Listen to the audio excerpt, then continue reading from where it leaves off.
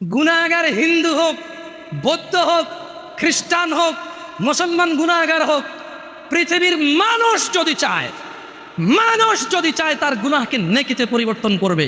ও যেই ধর্মেরই হোক না কেন, যেই দিনেরই হোক না কেন, সেম প্রসেস শিখাই দেব, জানাই দেব যে হিন্দু লোকটা যদি তার শিরকের গুনাহকে নেকিতে পরিবর্তন করতে চায়, ইল্লা মান তাব, এ হলো মানুষ, এ হলো কি মানুষ, ওর ধর্ম যেটাই হোক। সে বলল যে, সে কি বলল, সে প্রথমে আল্লাহর দিকে আসলো, এসে বলল যে আল্লাহ আমি অন্যায় করেছি। এবার অন্যায় যদি আল্লাহর শিরক হয় তাহলে বলবো যে শিরক করেছি অন্যায়, যদি জানা হয় তাহলে বলবো জানা করেছি অন্যায়, মদ হলে বলবে মদ করেছি অন্যায়। বুঝলেন কথা?